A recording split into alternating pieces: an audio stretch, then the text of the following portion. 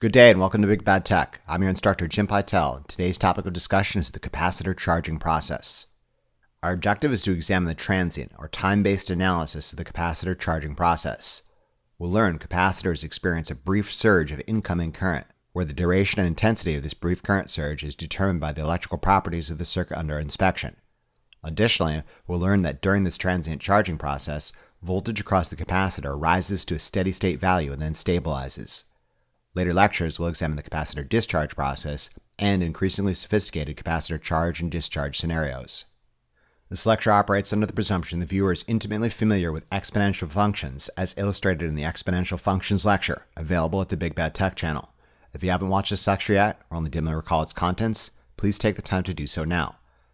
Additionally, I need to make it perfectly clear that all those skills we developed during the course of our earlier study are still valid and still absolutely necessary.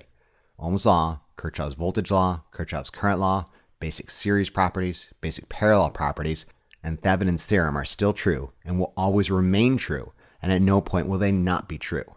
You need to have these skills sharp and at the ready at all times. If you are less than qualified or less than confident in the use of these electrical theories, by all means, please take advantage of these lectures at the Basic Electronics 1 DC Circuit Analysis playlist, available at the Big Bad Tech channel. If at any time you need to revisit or review these topics, that option is available and encouraged. This content assumes you know these skills and will not go into unnecessary detail deriving nor explaining any conclusions drawn by these base techniques. Long story short, the transient analysis of reactive devices like capacitors and inductors is not for the weak, lazy, and ugly, and only the most intelligent, motivated, and sexy among you will survive. Assuming you're still with me, let us begin. There's a couple ways to explain the transient or time-based analysis of the capacitor charging process. However, the best method I found is to view the process as three sequential phases: the initial conditions, the final or steady state conditions, and the transient process, representing the brief transition from the initial conditions to the final steady state values. From the beginning, think to the end. Given identifiable start and end points, all we have to do is figure out how the process behaves in between these boundaries. The general purpose plots of current through the capacitor and voltage across the capacitor as functions of time illustrate the simple capacitor charging process quite nicely. Consider the initial conditions. Uncharged capacitors initially experience a momentary surge of current. Voltage across an initially uncharged capacitor starts at 0 volts. Consider the end state. Current flow through a fully charged capacitor eventually stops. Voltage across a fully charged capacitor eventually stabilizes at some constant voltage. In between these initial and final conditions, current through the capacitor and voltage across the capacitor don't instantaneously change, but rather undergo an exponential transition. Don't make the transient analysis of the capacitor charging process hard. Current through an uncharged capacitor experiences a brief high surge and decays to 0 amps. Current through the capacitor as a function of time can be modeled using the general purpose decay function, where IC of t equals I times e to the negative t over tau, where capital I is the magnitude of initial current surge and tau is the time constant. Voltage across an uncharged capacitor starts at 0 volts and grows to some steady state final value. Voltage across the capacitor as a function of time can be modeled using the general purpose growth function. Vc of t equals Vf plus Vi minus Vf times e to the negative t over tau, where Vi is the initial voltage and Vf is the final steady state voltage and tau is the time constant. If the capacitor happens to be initially uncharged at 0 volts, Vi equals 0 volts, and the general purpose growth function resolves itself into Vc of t equals Vf times 1 minus e to the negative t over tau. Two convenient models define the start and end points. Initially uncharged capacitors at t equals 0 can be modeled as a short circuit. Fully charged capacitors, in contrast, after t equals 5 time constants can be modeled as an open circuit. I say again, initially uncharged capacitors can be modeled as a short circuit, and after 5 time constants have elapsed, fully charged capacitors can be modeled as an open circuit. These models can be used to determine the magnitude of the initial current surge and the final steady state voltage obtained across the fully charged capacitor. Given these convenient models, really the only data point we're missing for transient analysis is the time constant tau, defining the rapidity of this transition. Luckily, this property is also easily calculable. The time constant tau for a simple series capacitor charging circuit is the resistance value in unit of ohms times the capacitance value in units of farads. Too easy. Consider this simple series circuit consisting of a 12-volt DC power source, an open switch, a 200 ohm resistor, and a 15 microfarad capacitor. Let's assume the capacitor is initially uncharged and exhibits no voltage differential across it. VI, initial voltage, therefore equals 0 volts. The time constant for this simple series circuit is the resistance value times the capacitance value. Substituting given values of 200 ohms and 15 microfarads, we obtain a time constant of 3 milliseconds. The moment the switch is closed, let's say we start the clock at t equals 0. At t equals 0, the initially uncharged capacitor can be modeled as a short circuit, a low resistance path through which substantial current will flow. Using this simplification, our initial condition can be modeled as a 12-volt source in series with a closed switch, a 200 ohm resistor, and a short circuit with no resistance. This means the only element controlling current in this circuit is the 200 ohm resistor. Ohm's law demonstrates that the series circuit experiences a brief surge of 60 milliamperes of current. This is the start value for current as a function of time. Again, voltage across the initially uncharged capacitor is 0 volts. After 5 time constants, in this case 5 times 3 milliseconds or 15 milliseconds, the fully charged capacitor in contrast can be modeled as an open circuit or infinite resistance path through which no current will flow. Using this simplification, our final steady-state voltage obtained across the fully charged capacitor will be 12 volts. This is the end value for voltage across the capacitor as a function of time. Current through the capacitor will be 0 amps. We now have the start point, the end point, and the time constant for these properties. Current through the capacitor as a function of time could be modeled as IC of t equals 60 milliamperes times e to the negative t over 3 milliseconds, where 60 milliamperes is the magnitude of the initial current surge and 3 milliseconds is the time constant tau. The plot of current through the capacitor as a function of time demonstrate it initially spikes to 60 milliamperes and then drops to 0 by 5 time constants, or 5 times 3 milliseconds, or 15 milliseconds. Voltage across the capacitor as a function of time can be modeled as Vc of t equals 12 plus 0 minus 12 times e to the negative t over 3 milliseconds, where 0 volts is our initial voltage value, 12 volts is the final voltage value, and 3 milliseconds is the time constant tau. If we remove the superfluous initial value of 0 volts and factor out the 12 volts, Vc of t resolves itself into a much simpler 12 volts times 1 minus e to the negative t over 3 milliseconds. The plot of voltage across the capacitor as a function of time demonstrates it starts out at 0 volts and then grows to 12 volts by 5 time constants, or 5 times 3 milliseconds, or 15 milliseconds. Given these functions, one could perform analysis of the transient period at specific points in time. Let's say we're being asked to solve for the instantaneous value of current through and voltage across the capacitor at time t equals 2 milliseconds. Note a time of 2 milliseconds would represent 2/3 of the 3 millisecond time constant. Substituting 2 milliseconds into the current through the capacitor as a function of time equation yields an instantaneous current value of roughly 30.8 milliamperes at t equals 2 milliseconds. Substituting 2 milliseconds into the voltage across the capacitor as a function of time equation yields an instantaneous voltage value of roughly 5.8 volts. Let's put these instantaneous values at t equals 2 milliseconds to the side for later use. One can also use these equations and plots to determine the time at which certain event occurs. For example, let's say we wish to know at what time the current spike has subsided to 10 milliamperes, 1/6 of its initial value. 10 milliamperes equals 60 milliamperes times e to the negative t over 3 milliseconds. What time value in milliseconds satisfies this condition? Divide both sides by 60 milliamperes. Take the natural log of both sides. Remove the negative signs on both sides of the equation and multiply both sides by the time constant tau. We're left with a time value of roughly 5.4 milliseconds. We can perform the same type of analysis for voltage. Let's say we wish to know at which time the voltage across the capacitor has grown to 10 volts, 5/6 of its final value. 10 volts equals 12 volts times 1 minus e to the negative t over 3 milliseconds. What time value satisfies this condition? Divide both sides by 12. Subtract 1 from both sides. Remove the negative signs from both sides. Take the natural log of both sides. Remove the negative signs on both sides of the equation and multiply both sides by the time constant tau. We are also left with a time value of roughly 5.4 milliseconds. Is this a coincidence? No, it is not. Current decays at the same rate voltage grows. Let's put these instantaneous values at t equals 5.4 milliseconds to the side for later use. Other electrical properties of interest can be calculated during the transient period, notably the current through the resistor as a function of time, IR of t, and the voltage across the resistor as a function of time, VR of t. Luckily, these properties are very easily obtained if you've got an understanding of series circuit properties, Ohm's law, and Kirchhoff's voltage law. The most fundamental property of series circuits is current through elements in series is the same. This means any current experienced by the capacitor is likewise experienced by the resistor. The moment the switch closes at time t equals 0, the resistor also experiences a surge of 60 milliamperes of current, which decays to 0 amps by 15 milliseconds.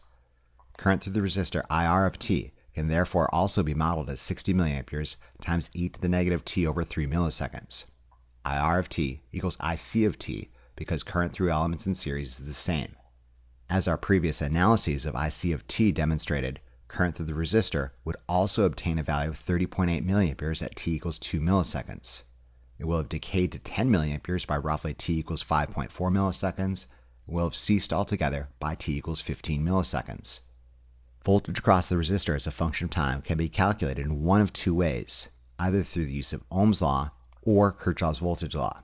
Importantly, both methods yield the same result, and the two methods can be used to check your work. As you are no doubt aware, Ohm's law states that the instantaneous voltage across a resistor is the instantaneous current through the resistor times its constant resistance value.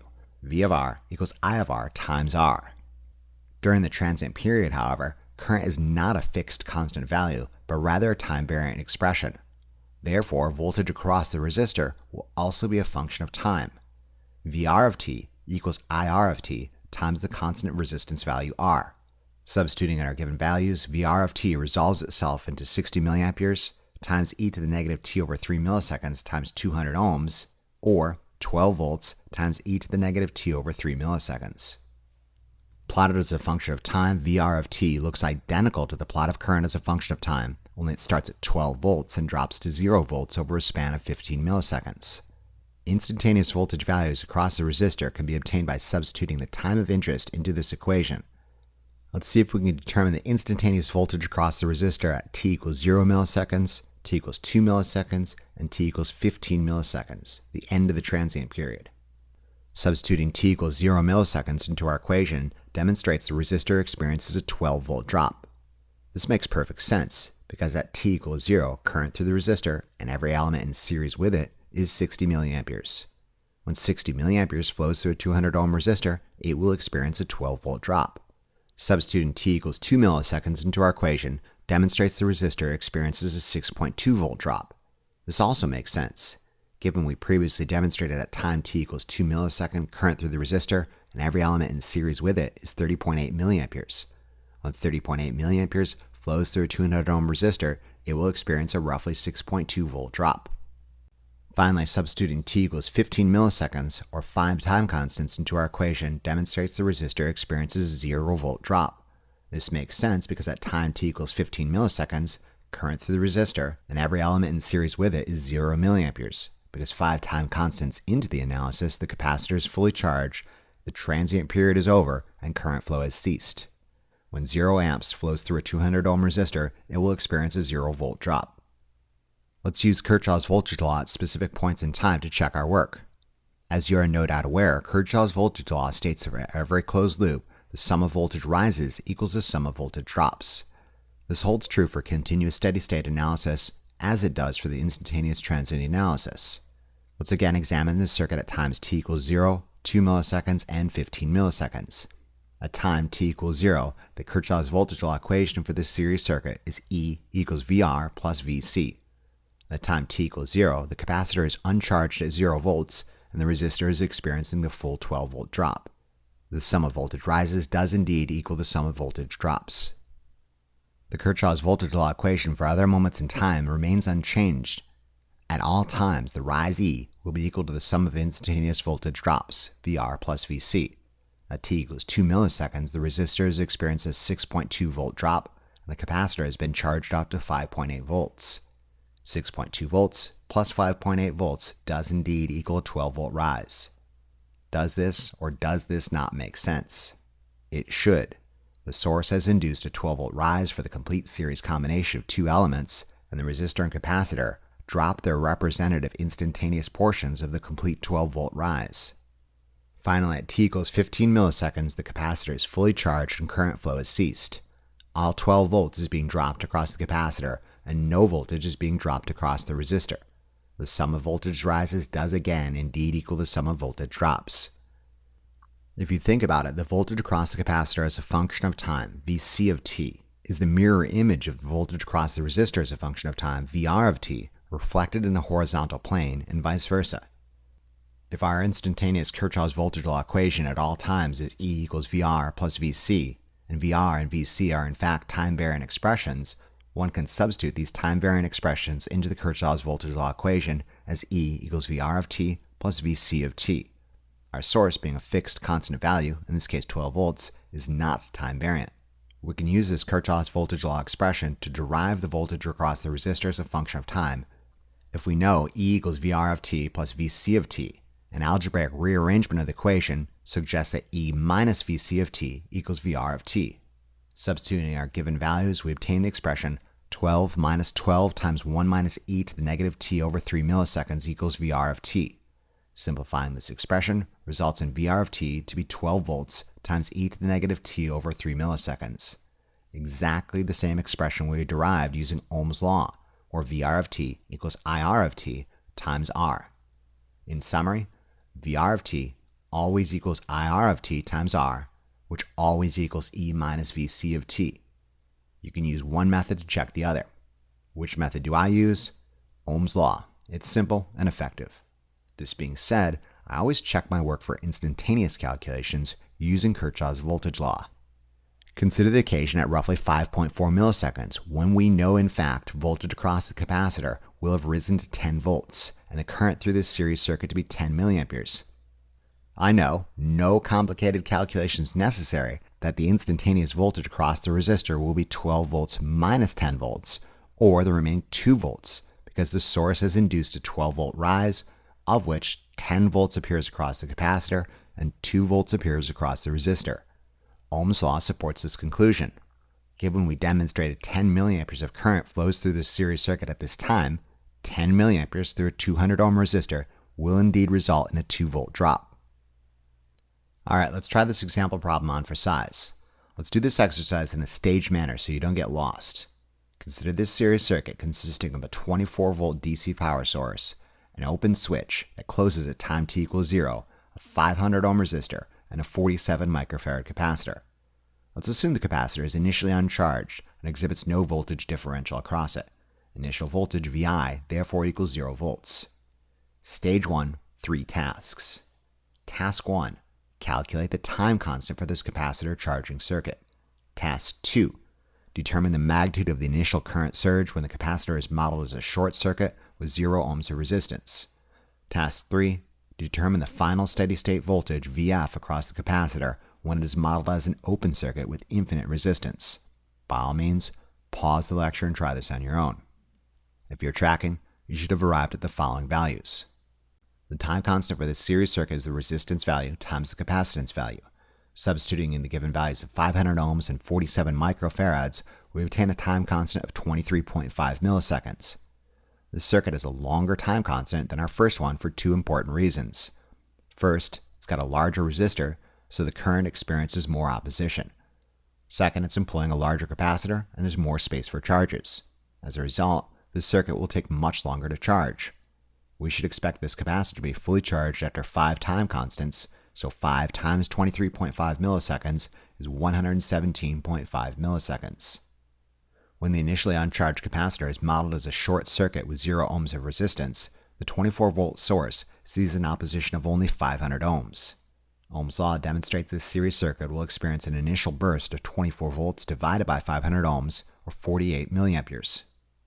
When the fully charged capacitor is modeled as an open circuit, all 24 volts will be dropped across it and current flow will have ceased. We now know the time constant, the current initial value, and the steady-state final voltage across the capacitor. Let's move on to stage 2, which has 5 tasks. Task 1, derive the function for the current through the capacitor as a function of time, IC of t. Task 2, Derive the function for the voltage across the capacitor as a function of time, Vc of t. Task 3. Derive the function for the current through the resistor as a function of time, IR of t. This should be pretty easy if you don't mess up task 1, IC of t. Task 4. Derive the function for voltage across the resistor as a function of time, VR of t. Remember, you should obtain the same function for VR of t, whether you use VR of t equals IR of t times R or E minus Vc of t. Finally, task 5. Draw general purpose plots for all 4 functions. Again, general purpose plots only. Don't worry about instantaneous analysis just yet. IC of t equals 48 milliamperes times e to the negative t over 23.5 milliseconds. Current through the capacitor experiences an initial surge of 48 milliamperes and then decays to 0 amps over 5 time constants or 117.5 milliseconds. Vc of t equals 24 volts times 1 minus e to the negative t over 23.5 milliseconds. Voltage across the uncharged capacitor starts at 0 volts and rises to 24 volts over 5 time constants or 117.5 milliseconds. IR of t also equals 48 milliamperes times e to the negative t over 23.5 milliseconds. IR of t equals IC of t because current through elements in series is the same. Current through the resistor and all elements in series with it experiences an initial surge of 48 milliamperes and decays to 0 amps over 5 time constants or 117.5 milliseconds. Finally, VR of t equals 24 volts times e to the negative t over 23.5 milliseconds. Voltage across the resistor starts at 24 volts and decays to 0 over 5 time constants or 117.5 milliseconds. Let's move on to stage 3, which has 4 related tasks. See if you can determine the instantaneous values of current and voltage for both elements at time t equals 20 milliseconds, just shy of 1 time constant. By all means, pause the lecture and try this on your own. If you're tracking, you should have arrived at the following values. Substituting 20 milliseconds into our equation demonstrates the capacitor experiences roughly 20.5 milliamperes of current, as does the resistor because they are in series with one another. At this same time, voltage across the capacitor has risen to 13.8 volts, and voltage across the resistor has dropped to 10.2 volts. You will note that a 13.8 volt drop plus a 10.2 volt drop does indeed equal the 24 volt rise induced by the source. The full 24 volt rise has been instantaneously apportioned to these 2 series elements. We can do a quick check of our work to confirm these calculated values. Ohm's law demonstrates that 20.5 milliamperes traveling through a 500 ohm resistor would indeed result in a 10.2 volt drop. This means the remaining 24 minus 10.2 or 13.8 volts must be dropped across the capacitor. Let's move on to stage 4, which has 4 related tasks. Task 1. See if you can determine the time value when the capacitor is charged up to 15 volts. 15 volts equals 24 volts times 1 minus e to the negative t over 23.5 milliseconds. What time value satisfies this condition? Once you solve for this moment in time, what's the instantaneous current through this circuit? What's the voltage drop across the resistor? By all means, pause the lecture and try this on your own. If you're tracking, you should have arrived at the following values. 15 volts equals 24 volts times 1 minus e to the negative t over 23.5 milliseconds. Divide both sides by 24. Subtract 1 from both sides of the equation. Get rid of the negative signs on both sides of the equation. Take the natural log of both sides. Multiply both sides by the time constant and get rid of the negative signs on both sides of the equation. We're left with a time value of roughly 23 milliseconds. Super close to the 1 time constant value. We're now presented with 2 options to solve for current through this series circuit and voltage across the resistor at this time. 1, the easy way, and 2, the hard way. Here's the easy way. If we know the instantaneous voltage across the capacitor to be 15 volts, this must mean that the instantaneous voltage across the resistor must be 24 volts minus 15 volts, or the remaining 9 volts as predicted by Kirchhoff's voltage law. Ohm's law demonstrates that 9 volts across a 500 ohm resistor yields an instantaneous current value of 18 milliamperes. This same 18 milliamperes of current must travel through the capacitor. If that seemed too easy, here's the hard way. Go back and substitute 23 milliseconds into time-varying expressions for voltage across the resistor and current. Following some tedious calculations, we confirm that the instantaneous voltage across the resistor is indeed 9 volts, and the current through both elements is 18 milliamperes at approximately 23 milliseconds. Importantly, Ohm's law, Kirchhoff's voltage law, and the instantaneous analysis of our time-varying expressions all yield the same results. Which method do I use? Kirchhoff's voltage law and Ohm's law. They're quick, they're effective, and there's significantly less chance of calculation errors. Alright, no more hand-holding. This time it's all you. Try not to screw this up. Consider this series circuit consisting of an 8-volt DC power source, an open switch that closes at time t equals 0, a 250 ohm resistor, and a 2 microfarad capacitor. Let's assume the capacitor is initially uncharged and exhibits no voltage differential across it. Initial voltage VI therefore equals 0 volts. Here are your tasks. Determine the time constant for this capacitor charging circuit. Derive the function for the current through the capacitor as a function of time IC of t and draw a general purpose plot. Derive the function for voltage across the capacitor as a function of time Vc of t and draw a general purpose plot. Derive the function for current through the resistor as a function of time IR of t and draw a general purpose plot. Derive the function for voltage across the resistor as a function of time VR of t and draw a general purpose plot. Remember, you'll probably have to model the capacitor as a short circuit with 0 ohms of resistance at t equals 0, determine the magnitude of the initial current surge, and then again as an open circuit with infinite resistance, determine the final steady state voltage across the capacitor after 5 time constants. Additionally, see if you can determine the instantaneous values of current and voltage for both elements at time t equals 700 microseconds. And finally, see if you can determine the time value when the capacitor has been charged up to 5.2 volts. At this same moment in time, determine the current through both elements and the instantaneous voltage drop across the resistor. By all means, pause the lecture and try this on your own. If you're tracking, you should have arrived at the following values. The time constant for this simple series circuit is the resistance value times the capacitance value. Substituting in our given values of 250 ohms and 2 microfarads, we obtain a time constant of 500 microseconds. We should therefore expect this capacitor to be fully charged after 5 time constants. So 5 times 500 microseconds is 2,500 microseconds, or 2.5 milliseconds. When the initially uncharged capacitor is modeled as a short circuit, the 8-volt source sees an opposition of 250 ohms. Ohm's law demonstrates this series circuit will experience an initial burst of 8 volts over 250 ohms, or 32 milliamperes. Voltage across the capacitor initially starts at 0 volts. After 5 time constants, when the fully charged capacitor is modeled as an open circuit, all 8 volts will be dropped across it, and current will have dropped to 0 amps. IC of t equals 32 milliamperes times e to the negative t over 500 microseconds. Current through the capacitor experiences an initial surge of 32 milliamperes and decays to 0 over 5 time constants, or 2.5 milliseconds. Vc of t equals 8 volts times 1 minus e to the negative t over 500 microseconds. Voltage across the capacitor starts out 0 volts and rises to 8 volts over 5 time constants, or 2.5 milliseconds. IR of t also equals 32 milliamperes times e to the negative t over 500 microseconds.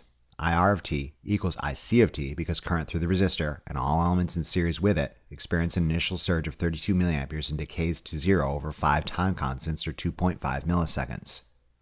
Finally, VR of t equals 8 volts times e to the negative t over 500 microseconds. Voltage across the resistor surges to 8 volts and then decays to 0 over 5 time constants, or 2.5 milliseconds.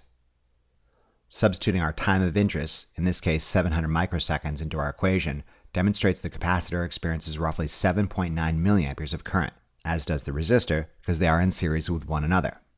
Let's perform the rest of the analysis the easy way and make use of Ohm's law and Kirchhoff's voltage law. Ohm's law demonstrates voltage across the resistor will be roughly 2 volts. Kirchhoff's voltage law demonstrates the voltage across the capacitor will be 8 volts minus 2 volts, or the remaining 6 volts. If you want to, you could perform instantaneous analysis at t equals 700 microseconds using the complicated time-varying expressions, but that would not be a wise use of your time. Why make this harder than it already is when the same answers can be attained using easy series circuit properties and the techniques you already know? Now let's determine the time value when the capacitor has been charged up to 5.2 volts. 5.2 volts equals 8 volts times 1 minus e to the negative t over 500 microseconds. What time value satisfies this condition? Divide both sides by 8. Subtract 1 from both sides. Get rid of the negative signs on both sides of the equation, and then take the natural log of both sides. Multiply both sides by the time constant and get rid of the negative signs on both sides of the equation. We're left with a time value of roughly 524.9 microseconds, just past 1 time constant. Now we need to solve for the instantaneous voltage across the resistor and current through the capacitor and resistor at the same time. Let's again do this the easy way and make use of Kirchhoff's voltage law and Ohm's law rather than busying ourselves with unnecessary tedious calculations. Kirchhoff's voltage law demonstrates that at the moment in time the instantaneous voltage across the capacitor is 5.2 volts, the instantaneous voltage drop across the resistor must be 8 volts minus 5.2 volts, or the remaining 2.8 volts. A simple Ohm's law calculation demonstrates 2.8 volts across a 250 ohm resistor yields an instantaneous current value of approximately 11.2 milliamperes. Alright, that is about it. Our next lecture will examine the capacitor discharge process, which is almost like the charging process in reverse. So we don't waste time in the next lecture, let's just build off of the 3 charging examples we used in this lecture. Copy these down in your notes for later use. Example 1 was a simple series circuit consisting of a 12 volt source, a 200 ohm resistor, and an initially uncharged 15 microfarad capacitor. During the charging process, we learned at a time constant of 3 milliseconds. IC of t during the charging process was 60 milliamperes times e to the negative t over 3 milliseconds. Current through the capacitor experienced an initial surge of 60 milliamperes and decayed to 0 over 5 time constants or 15 milliseconds. Vc of t during the charging process was 12 volts times 1 minus e to the negative t over 3 milliseconds. Voltage across the capacitor started out at 0 volts and grew to 12 volts over 5 time constants or 15 milliseconds. IR of t during the charging process also equaled 60 milliamperes times e to the negative t over 3 milliseconds. Current through the resistor and all elements in series with it experienced an initial surge of 60 milliamperes and decays to 0 amps or 5 time constants or 15 milliseconds. Finally, VR of t during the charging process was 12 volts times e to the negative t over 3 milliseconds. Voltage across the resistor surges to 12 volts and then decays to 0 over 5 time constants or 15 milliseconds. Example 2 is a simple series circuit consisting of a 24 volt source, a 500 ohm resistor, and a 47 microfarad capacitor.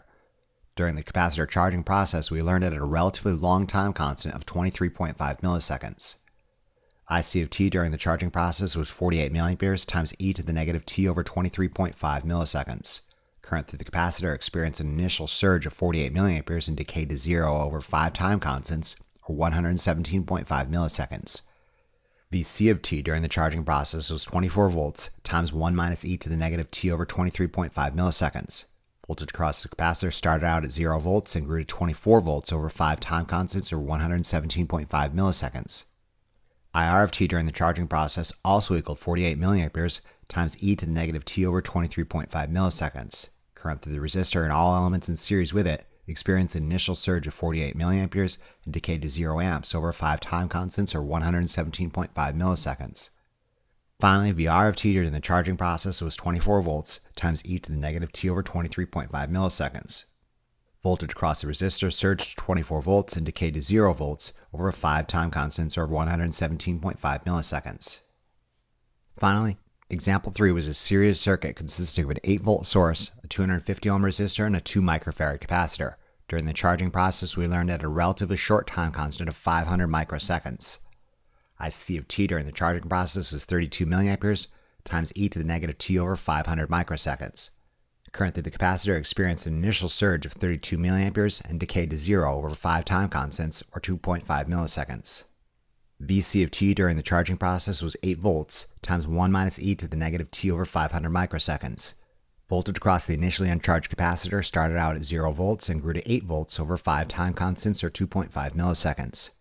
IR of t during the charging process also equaled 32 milliamperes times e to the negative t over 500 microseconds. Current through the resistor and all elements in series with it experienced an initial surge of 32 milliamperes and decayed to 0 over 5 time constants, or 2.5 milliseconds. Finally, VR of t during the charging process was 8 volts times e to the negative t over 500 microseconds.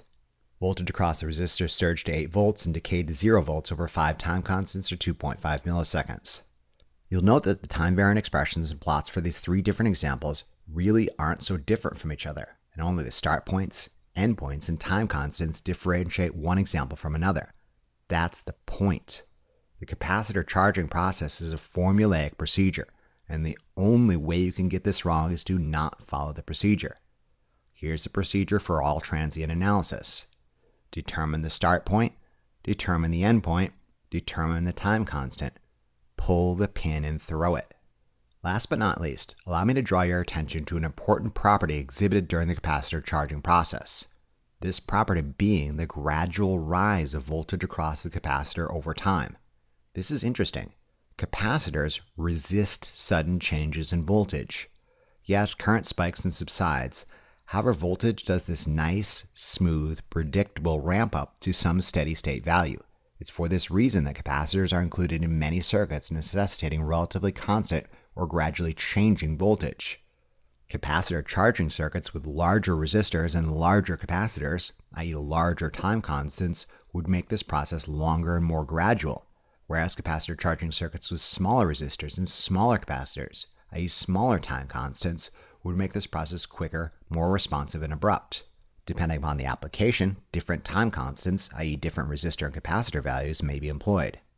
Additionally, you will note that the current spike appears before the voltage rise. It is for this reason current in capacitor circuits is often said to lead voltage. Current leads voltage for capacitors. We'll examine this property in later lectures on AC circuit analysis. In conclusion, we examine the simple capacitor charging process. We learned that an initially uncharged capacitor can be modeled as a short circuit, and a fully charged capacitor can be modeled as an open circuit.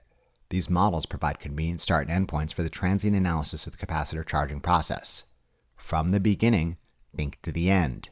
We learned that all elements in a simple series capacitor charging circuit experience an initial current surge, which then decays to zero over 5 time constants. Voltage across a capacitor, in contrast, gradually grows from 0 volts to some steady-state constant value over 5 time constants, where this rate of rise can be controlled by the resistor and capacitor values in question. Voltage across the resistor does the opposite and gradually decays to 0 volts over 5 time constants. Finally, we perform instantaneous analysis of electrical properties at specific times and solve for time values that satisfy specific conditions, all the time while having fun doing so. Remember to review these concepts as often as you need to really drive it home. Imagine how well lab will go if you know what you're doing. Thank you very much for your attention and interest, and we'll see you again during the next lecture of our series. Remember to tell your lazy lab partner about this resource. Be sure to check out the Big Bad Tech channel for additional resources and updates.